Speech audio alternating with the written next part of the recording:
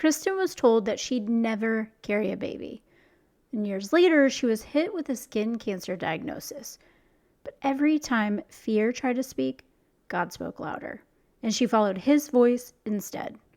And today she's sharing the supernatural steps that God led her through, the moments of discernment that no one else understood, and the peace he gave her when the medical path didn't make sense. If you've ever questioned a diagnosis, felt brushed off by a doctor, or wondered how to hear God clearly in your healing, this episode is for you. Welcome to Testimony Thursday on Faith Over Pharma. These are real, raw stories of everyday people who said yes to natural healing and watched God move in amazing ways. Quick disclaimer, nothing you hear today is medical advice, a diagnosis, or even a miracle guarantee, but it might just stir your faith and blow your mind. So go grab your electrolytes and let's get into this week's story.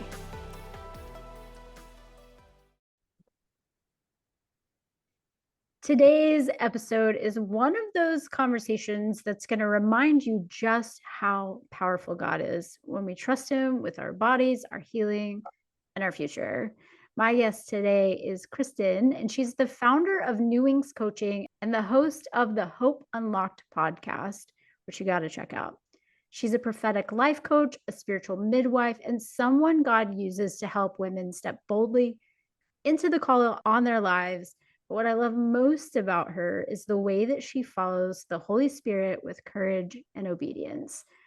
She's actually walked through a diagnosis that may have been scary, but instead of rushing into fear or relying only on conventional options, she pressed into prayer, discernment, and God's wisdom. And I pray that her testimony of kingdom health, supernatural strategy, and honoring her body as a temple of the Holy Spirit will inspire you. Kristin, welcome to the show. I'm so excited that you're here, and I would love to start right where your testimony begins. Can you walk us through maybe the moment that you knew something was wrong and what God spoke into your heart as you faced that diagnosis? Yeah. Well, thank you, Susan. It's amazing to be on. We had a chance to chat before we came on and started the recording, and it's just another like kindred sister, I guess you could say. So yeah, back years and years ago, I actually was told that I couldn't have kids. And I was just like, I don't think that's right. I just don't think that that is something that you should even tell people. When I have something that's super negative like that, I tend to be one that's like, if you could see my face, you'd be like, no, that's not okay. So I actually was saved from addiction when I was 25, and shortly after I was saved, I had two back-to-back miscarriages. So on paper, circumstantially, one would say, oh, well, the doctor was right, right? And I still just pressed in and I was like, that's not, even though I was a new believer, I just thought, this is not how it's supposed to be. It's just not how it's supposed to be. Because I just knew I'm a nurturer. I love people. I love kids. I love babies. Babies always laugh at me. And I'm like, well, I think I'm like destined to have children. So I actually ended up talking to my sister yesterday, and I think she was actually the one who prescribed me to go read Job, the book of Job.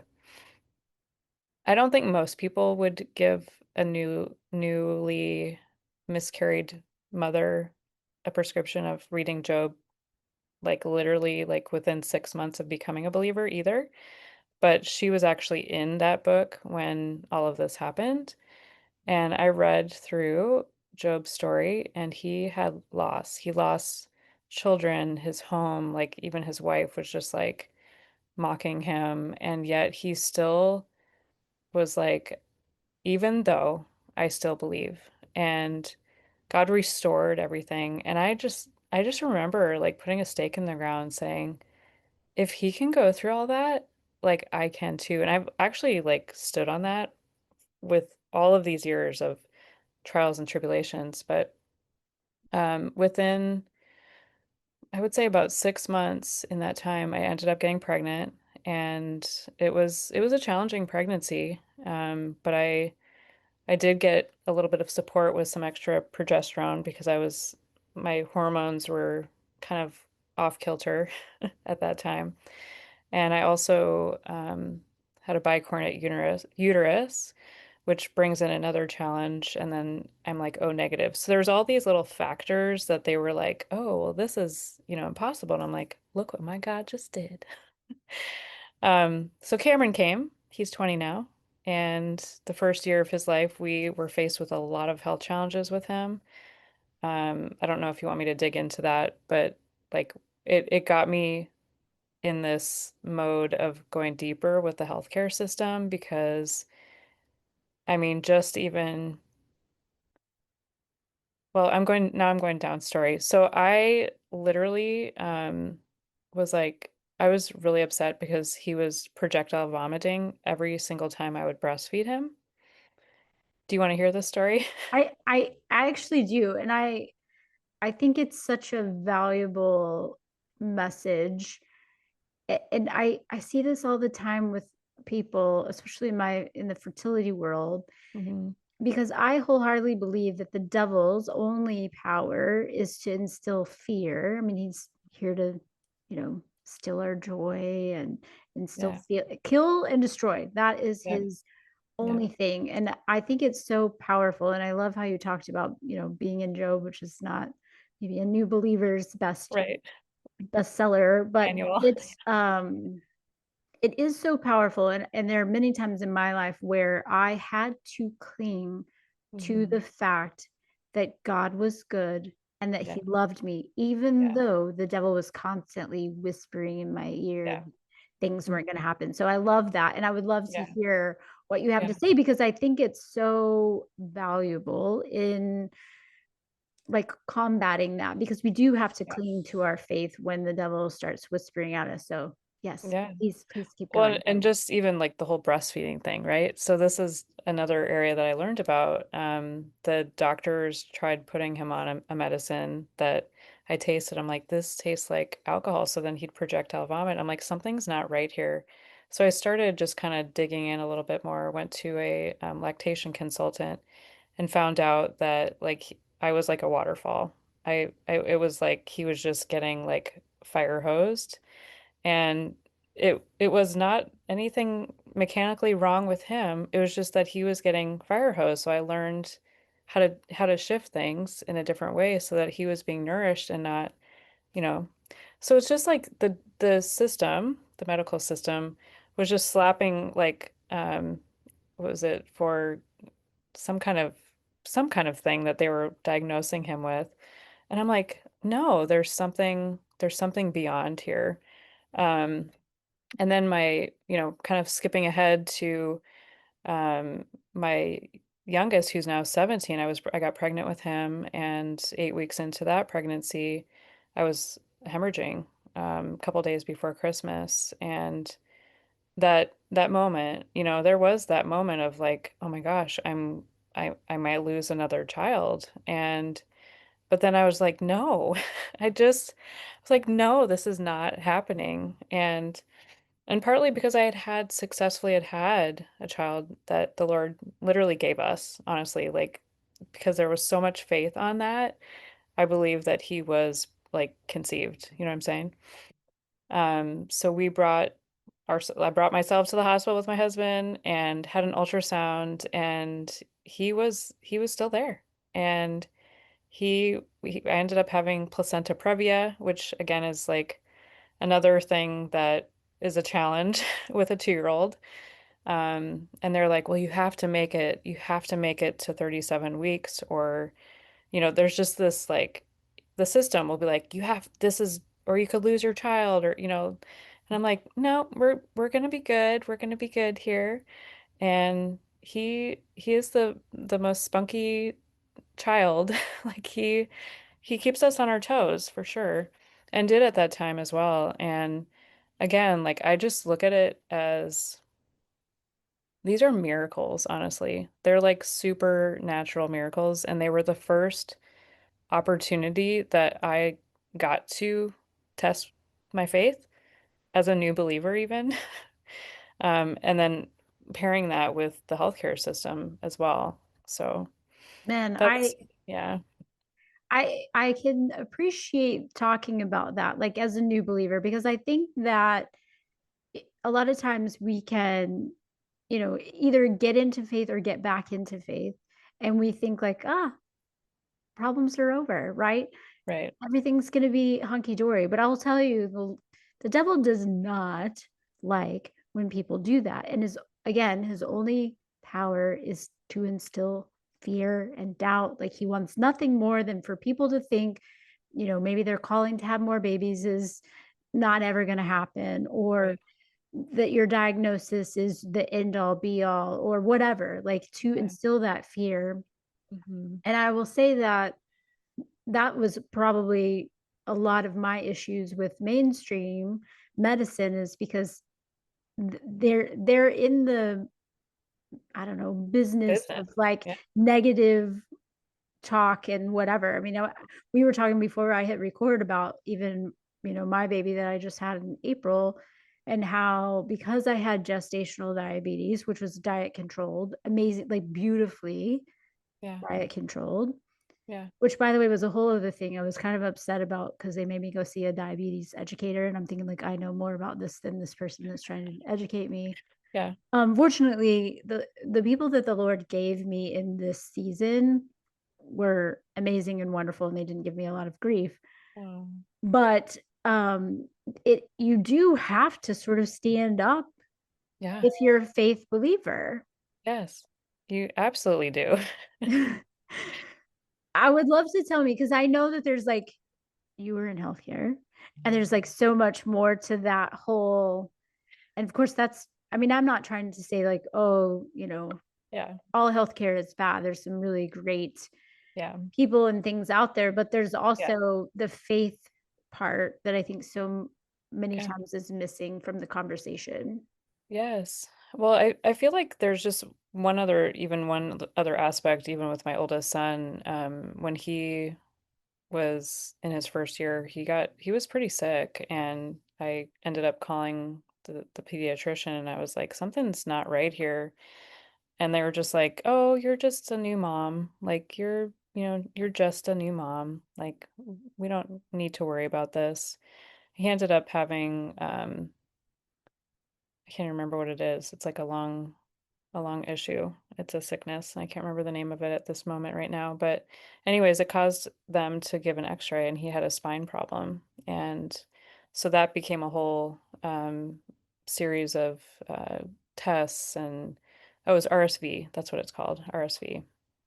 He was really sick, but it caused us to learn that he had a spine problem. And when my youngest, I was pregnant with my youngest on, placenta previa, basically on bed rest, we're getting a word that my 2-year-old needed to have emergency surgery on his back. They wanted to put a rod in his back, and we were like, no. They were just like, your child probably won't be able to play baseball.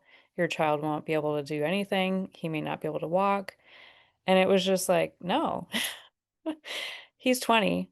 He's played hockey, baseball. I mean, he walks. He has a little bit of, some problems, but it's not like to the point where this doctor back then was like, you need emergent, like it was emergency surgery, like knowing that I was on bed rest kind of thing. No, I don't, no, we're not doing that. Um, but yeah, so I've walked through a lot, even with my own health, where I just started going down these rabbit holes, doing research and finding out like some of the autoimmune things that I was diagnosed with. There's like actually different tests that you can have done that kind of go like functional labs rather than the mainstream labs, like you were talking about with eating. There's so many different things that you can do rather than slapping a band-aid. And if you're on medication, like I'm not telling you what to do here, but I personally started asking myself the question, why am I doing this? Like every medication has a side effect. So I was starting to notice that the medication that I was on was causing side effects that needed another medication. That one, it was like this whole domino effect. So I like woke up. I think it was probably 15, 16 years ago and started, like I said, doing research, finding people who could help.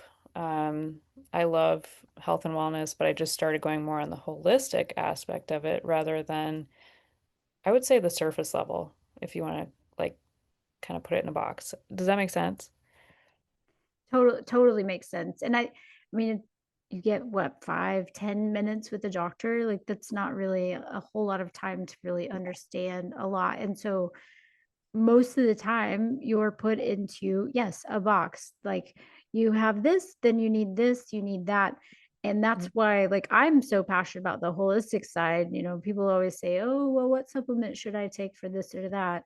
And I always have to tell them, like, I'm not going to make any recommendations without knowing more Yeah. about your health history, because like in that sense too, even with supplements, like you might just be putting a band-aid on something. I was telling a girl this last night. I said, I don't recommend supplements without fully knowing, what does your lab work say? What are you eating? What does your lifestyle look like? Yeah. Because if you're not absorbing that, Right. you're basically spending a lot of money on something that you're just pooping and peeing out. And I Yes. see so many people that are like, well, Mary's sister's cousin took this and they got pregnant. So they're taking this. And then Fred over here took this. And then, I mean, I've looked at labs of people whose vitamin D levels were like extremely high because they were taking all of these things that also had vitamin D in it. So they're overkill. It's Like like, well, over sorry, you're D. not going to, yeah, you're not going to get pregnant if you're Yeah. way over on vitamin D, which is not Mhm. typically the issue that people have, It's usually typically really under. low. Right, right. Well, she was trying to combat that, and it Mhm. was crazy high when I looked at her lab. So anyway, to that point, yes, I mean, even on the holistic side, you can be slapping band-aids on Oh, something totally. without totally Yeah. getting the Yeah. answer. Yeah, you can become a supplement junkie. I mean, I've been there too. Like I was like, "Oh my gosh," to a friend, "That's working well for you?" Oh, I gotta try that too. You know? I think we're Mm-hmm. all like we all have had those moments, right? Mm-hmm. Because we Yeah, want to feel good. Like have, you talked about John 10:10, like the thief comes to steal, kill, and destroy. The other side of that is life and life abundant. Like who doesn't want life and life abundant? I do, mm-hmm. right? For sure. Yeah. And that's like my whole, like, that's what I want for everyone. And I want Yeah, everybody to have all the babies. all the babies. I Even when the love that. mainstream is telling you like you're too old, like they told No, me, you just no. need to go do IVF, which is a whole other rabbit hole that Yes. I'll have to go down Elizabeth another had a time. baby when she was how old? Sarah and Abraham had babies when they were like in their hundred, I think. They were like Exactly. 120 or who knows. Who's to Exactly. say? Who's to be God and tell you like what you can or can't have? There's Exactly. such a suppression of procreating in this time. Yes. Well, and I think, I mean, that's very, I think, intentional personally, like whether it's the devil or the elites or whatever that want to, control the population. But Hmm. I definitely think, and I say this a lot to my clients, that like, the devil doesn't want a loving couple who loves the Lord to bring Hmm. more children to Yeah. love the Lord. Like that's Yeah. completely against what he wants. So yes, he's going to instill the fears of whatever, something's going to be wrong, I'm too old, that this will never happen. And Yeah. when you live in that world of negativity, it's hard to see Yeah. the positives. Yes. And I know that there's probably been lots of moments in your life Hmm. when you probably knew that God was healing you before you even saw it physically. And I think even just stating that, even though Hmm. doctors or whatever tried to give you these grim, Yeah. possibilities, you Yeah. flat out were like, no, and you had the faith, even if it Yeah. was a mustard seed. Yeah. that Absolutely. so I'm curious, is there a moment that you knew God was healing before you even saw it physically? Yeah. Well, do you want me to share the story about my nose? Okay. I We can I go there. actually I really do want you to share that because I think it's um I actually yes, I'd love to hear Okay, that. we'll go here. So it was a few years ago. Um, like I've had just something on my nose that I'm very fair with freckles. So a lot of times when you're fair with freckles, you tend to have maybe some precancerous, maybe some things that just pop up and you're like, this looks kind of weird. Well, there was something on my nose that was like kind of festering and it wasn't normal. So I did bring myself to the dermatologist. Even though I didn't really want to go, but I knew that like I needed to, right? And I was given a diagnosis, a potential diagnosis, and a biopsy. And I immediately was just like, I just feel like God was just like, all clear, all clear, all clear. And I just stood on that, all clear, all clear, all clear. And then about, I don't know, 5 to 7 days after that, I got a call that it wasn't all clear, that it was basal cell. And I was reminded of being on an airplane like 7, 8 years ago and sitting next to a lady that was full of freckles. And we had a conversation because I love talking to people and just hearing their stories. And she had reminded, or she had told me about something that she had used that I don't know if you want me to tell you specifically what it is, but I actually put together like a little sheet about my testimony about this because it is so powerful. Um, and it was called, it's basically like a black salve. The name is Cansema. And what you do is you put it on something, and if it's problematic, it'll you'll know. You'll know for sure. So I was reminded of that even being in that room. Um, because I got that all clear, I waited a little while. I thought it would just like kind of go away on its own, but it didn't. And I just felt like the Holy Spirit was just like, this is okay, it's time. And it was winter. It was actually January of last year. And, or maybe it was even, no, it was January of this year. Oh my gosh, January of this year. This year's been wild. And I thought, okay, I'm gonna do it in the winter. I live in Minnesota. It's cold. Like, I don't like going outside much, so we'll just do this in the winter.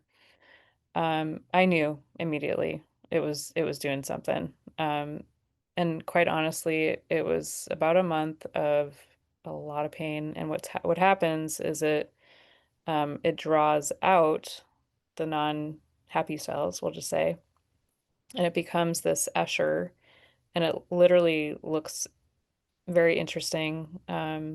You can tell it's like it looked evil. Honestly, it looked evil. And I ended up walking alongside a friend of mine named Debbie.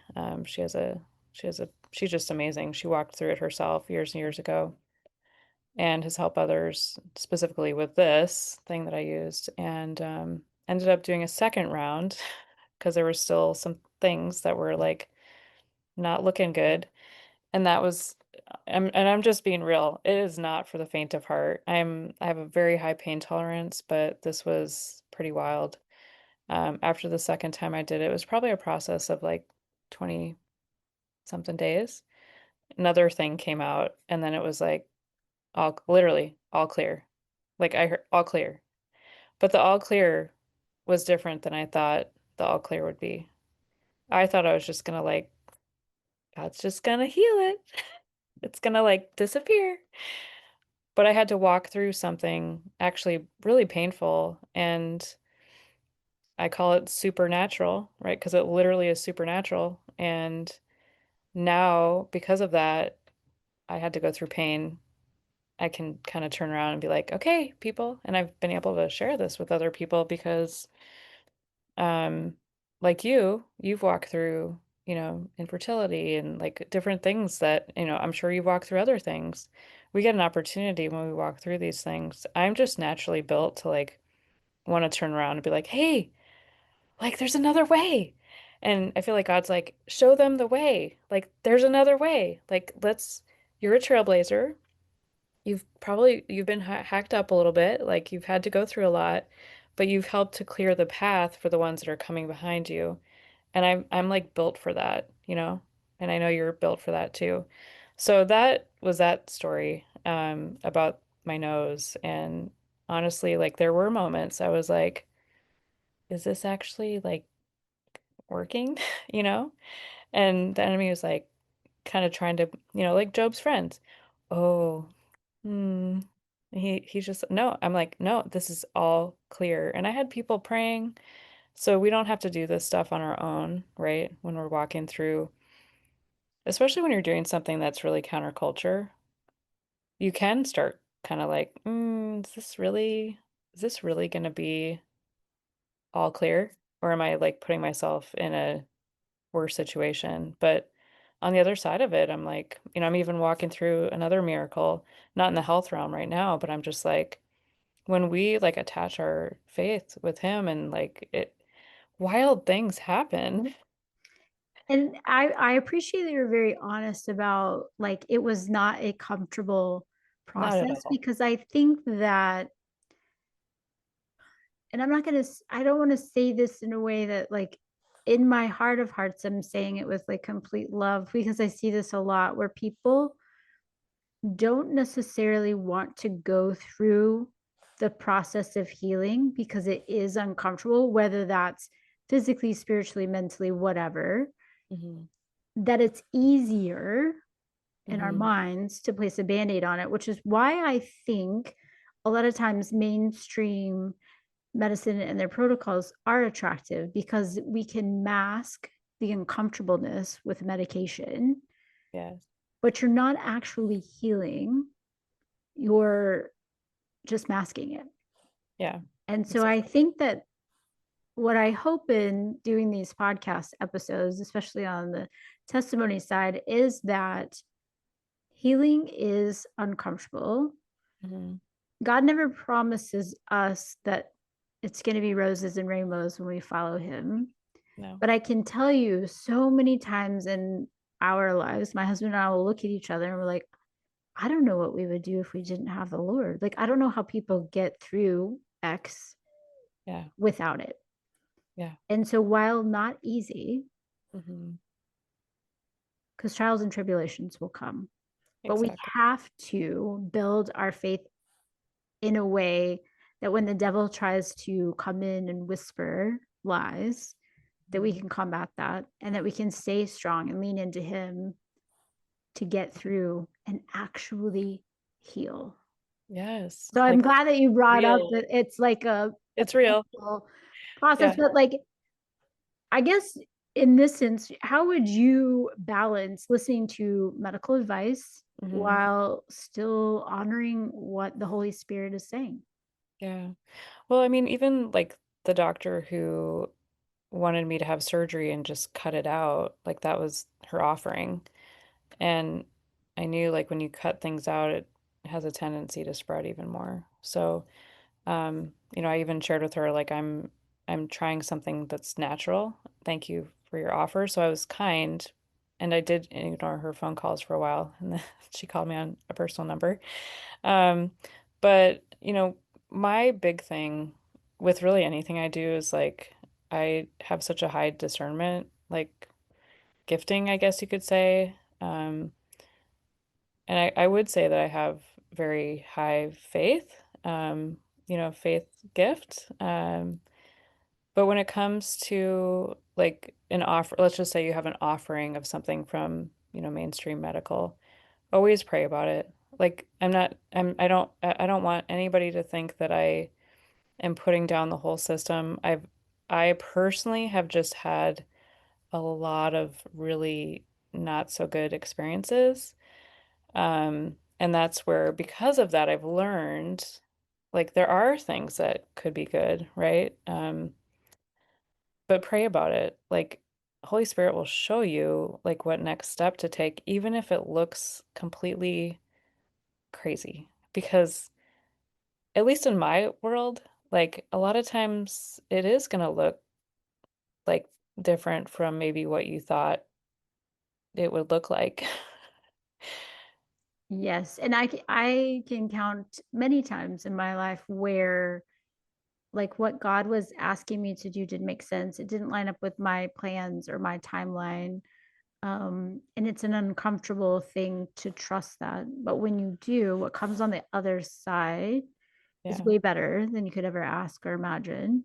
And so Yes. I think it's really important. And what I hope too, like in this community of people who are being open and honest and sharing these stories, which are, countercultural, and you'll get, dinged on YouTube for Yeah. saying certain things, or Yeah. listen, we're not giving, but this is pure entertainment purposes only, I think is the phrase you Testimony. have to say, right? Okay. But I think it's important that when the devil is attacking you, because that's Mhm. what he does, that you are able, if you don't have the faith in your for yourself, is to find people, Yeah. surround yourself with people who Yeah. will be there to remind you Hmm. of that, because like Yeah. that's genuinely what we were all designed and called to do. Yeah. And there, I mean, if COVID taught us anything about, like, we're not meant to live in isolation. And No. I saw something this morning, I think the people were talking about just like the social media and the algorithms and things that are pushing people, like, you think that you are being connected to someone through social media, but it's actually making people more isolated and feel more lonely. Yeah. And so I don't know, here's your message to call your friend or your mom or that person you've been thinking of, like, because they Totally. probably Yeah. need you. But Yeah. we're not meant to do things alone, and certainly No. reaching out. But how would you encourage women to be bold in advocating for their health without Hmm. becoming fearful or, I don't Yeah. know, rebellious? Well, it's like my middle name in some ways. No, and I want to piggyback on what you said about like community and not isolating. I do want to share one part though that when you're walking through something like this and you're doing something that is really counterculture, I call myself kind of a spiritual midwife. So when you're birthing things, you don't necessarily let the whole world in, right? Because you don't need to expose everything to everybody. One thing that I've learned over time is, yes, we need people, absolutely, for all the things. But when you are walking into something that is, maybe you are kind of having some moments of like, am I making the right choice? Is this like a right health decision? Don't go announce it on Facebook. Like, hey, I'm trying something different. I mean, and I'm not telling you what to do, but I feel like have very close people that you trust in your corner who, sure, maybe they'd ask you some questions, but they're not going to be like, you're an idiot. I can't believe you're doing this, because it's just going to bring more fear into that space. And it might hijack where you're like the path that you're on. So I just wanted to interject that because I'm learning like over time and sharing that with, gals that I know and work with, because we don't necessarily want to let all the people in when you're on the journey. Yeah. Maybe you like on the other side, like I'm sharing this testimony now, but I didn't share it like back then. Like I had some special people in my corner. Yes, that's such a good point, because you and I were even talking about, because I said, oh, I started all over having babies in my 40s, which I think is like the literal best thing ever. But there's so many people that would, like, do tell us like, oh, I couldn't do that, or they poo poo Yeah. on it. Or they tell my Yeah. husband at work, like, because he's 50, like, Yeah. oh, you're gonna have to work forever. And like, That's like, had we, no, we didn't tell a lot of people about our journey in the process. Had we done that, we certainly would have gotten yeah, a lot of negativity. right. And I can look at my two little children and know that they are gifts from the Lord. So Yeah. had we listened to the negativity of others, we might not Yes. have the gifts that God Exactly. had Yeah. intended for us. So that is a Yeah. great point that I love. I That had to share that because I think we don't think about that sometimes. We just kind of, if you're like me, and I'm an open book. So I've had to like be very diligent to close the book until it's time to open the book, right? Hmm. And then you had a question about being bold, right? I diverted a little bit. No, that's great. Um, yeah, I mean, I think for those of you who maybe don't have like,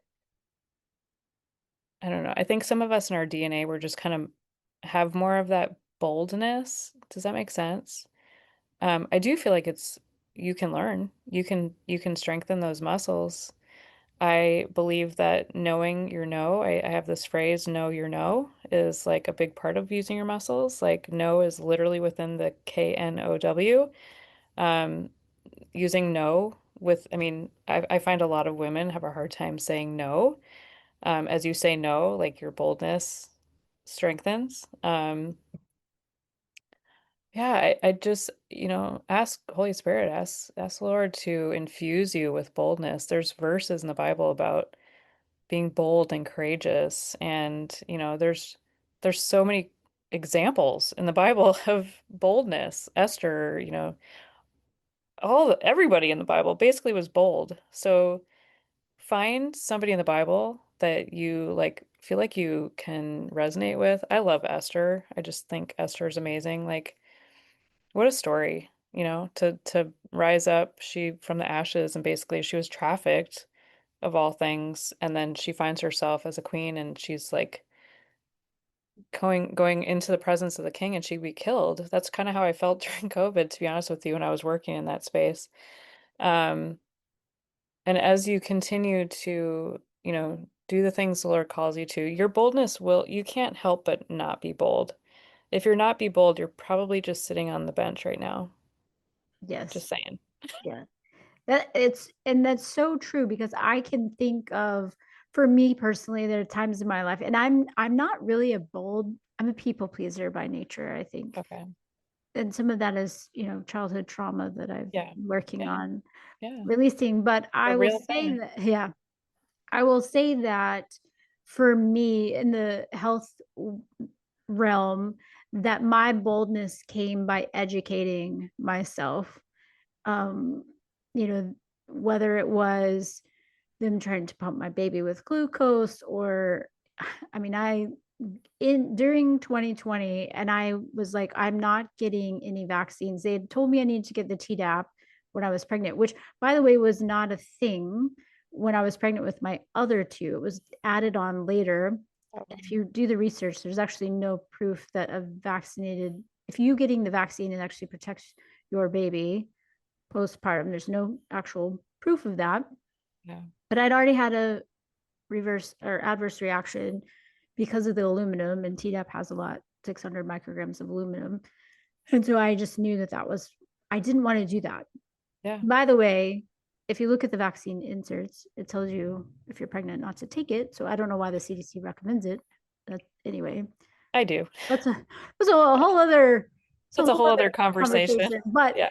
um, but I lost sleep over it for 3 days because I thought, oh, it's COVID. I'd already been beaten Mhm. up by the military and Yeah. friends and family about you know not wearing a mask or whatever. Yeah.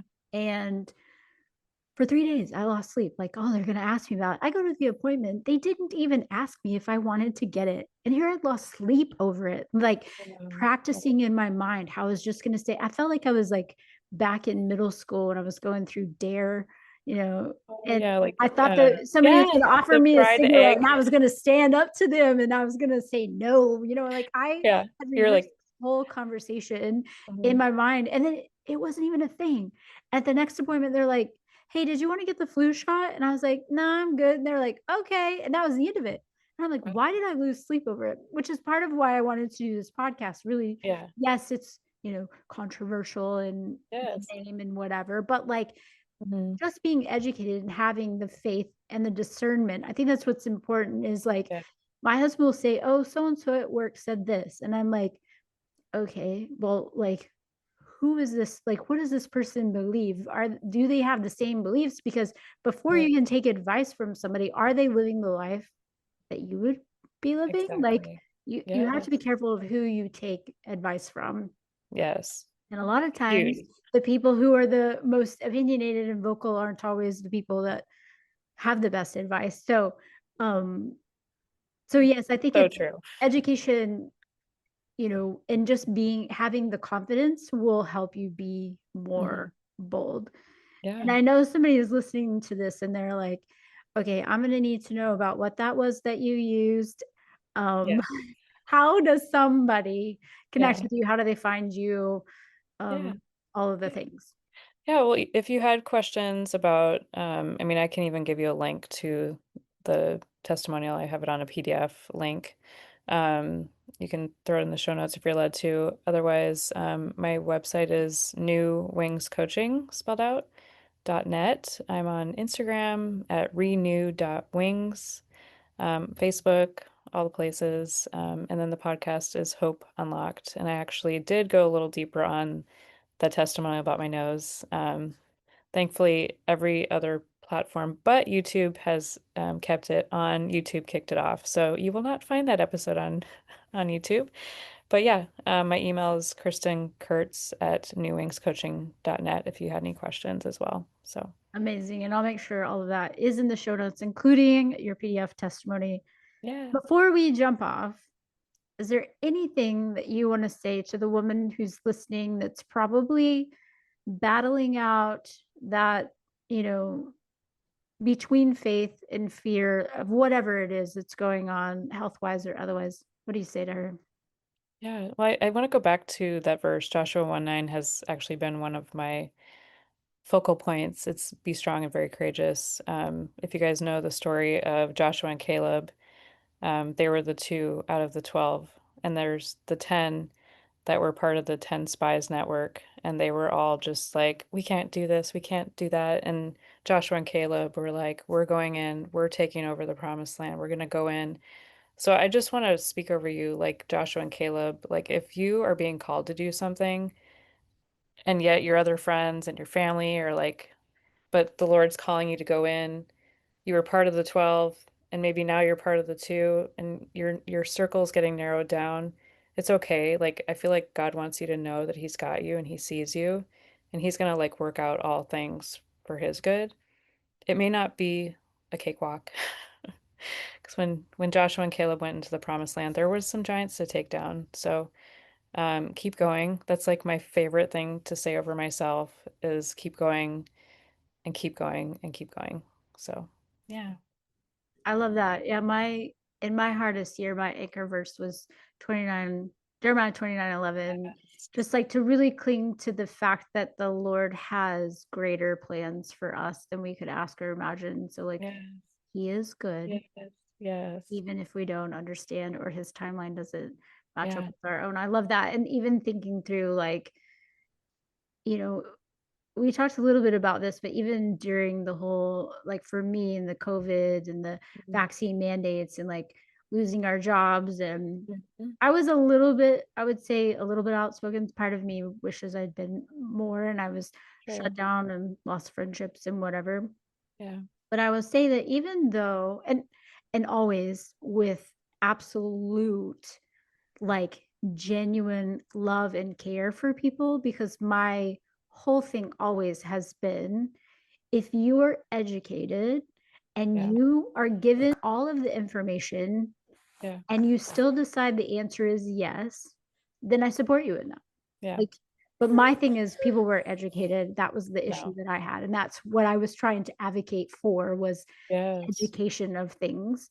And Yes. so yes, I lost a lot of friends, and um just thank you so much for taking the time to share your wisdom and love and light with us. I appreciate you so very much. Oh, I've kept you way long with all of my shenanigans here, but that's good. thank you very much. Amazing. Thank you for having me on. This has been such a blessing and keep going for you too. I appreciate that. Thank you. Thank you. Thanks for listening to Testimony Thursday on Faith Over Pharma. If that story stirred something in you, share it with a friend who's ready to believe that miracles still happen. Got a story of your own? Head over to faithoverpharma.org. I'd love to hear it. And if this podcast is helping you see things differently, leaving a quick review helps us reach more people who are done with band-aids and hungry for truth. Until next time, keep questioning the narrative protecting your peace, and walking in the truth that your body was made to heal.